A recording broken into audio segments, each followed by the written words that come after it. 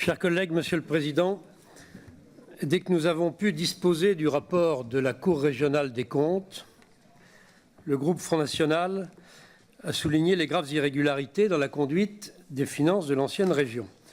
Il n'est pas inutile, très brièvement, d'en rappeler les principales, bien que cela ait déjà été dit, mais nous sommes tous à peu près sur la même ligne sur le sujet. Absence de délégation de l'autorité à l'ordonnateur signataire des emprunts, en l'occurrence le directeur des finances, absence de délibération de la collectivité, graves insuffisances également, nous semble-t-il, des banques qui n'ont pas pris la peine, comme elles le font pour n'importe quel particulier ou société, de vérifier la qualité du signataire des contrats. Tous ces faits sont probablement susceptibles de qualification pénale, puisque nous sommes dans l'illégalité, précisément qualifiée comme telle par la Cour régionale des comptes, ou en tout cas de poursuites administratives ou judiciaires.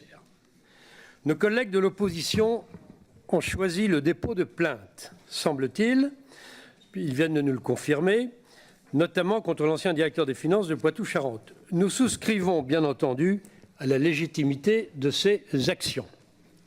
Cependant, ayant été saisi légitimement, là aussi, par un contribuable de la nouvelle région, le groupe Front National l'a orienté dans la voie de la saisine directe du président de la région, vous-même, Monsieur le Président. Pourquoi? Parce qu'à notre sens, et ce serait la suite logique de la dénonciation par vous-même, Monsieur le Président, de cette situation accablante, et ce en quoi nous vous avons suivi depuis le début avec nos collègues de l'opposition, à notre sens donc, la suite logique devrait vous pousser, Monsieur le Président, à demander à la Cour régionale des comptes de saisir la Cour de discipline budgétaire et financière. Si la Cour régionale des comptes ne le fait pas, vous pouvez demander vous-même, Monsieur le Président, au procureur général, près la Cour des comptes, de saisir la Cour de discipline budgétaire et financière. Voilà la voie que nous avons, nous, choisie au groupe Front National et qui ne nous paraît pas exclusive, d'ailleurs, des actions de nos collègues de l'opposition. Je ne sais si à l'heure où nous parlons, vous disposez du courrier de ce contribuable en question, mais si ce n'est pas le cas, c'est imminent. Permettez-moi enfin de vous rappeler, Monsieur le Président, qu'en date du 11 janvier, puis une relance du 10 mars dernier, nous vous avons expressément demandé de nous communiquer les offres de ces prêts toxiques. À ce jour, nous n'avons aucune réponse de votre part, Monsieur le Président.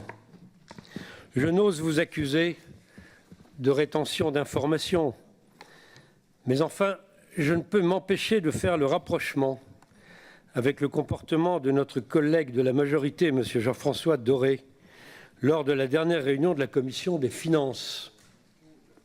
Répondant à nos demandes réitérées d'informations légitimes, M. Doré a tout simplement, et de façon très discourtoise d'ailleurs, pas tellement à mon encontre personnel, mais à l'encontre des autres membres de l'opposition, accusé l'ensemble de l'opposition de vouloir se substituer au service, je cite. Il est pour le moins surprenant qu'un légitime souci d'information exprimé par l'opposition soit qualifié d'une volonté de substitution au service. Non, Monsieur le Président, nous ne vous donnerons pas de blanc-seing parce que nous n'avons pas confiance, tout simplement. Merci, Monsieur le Président.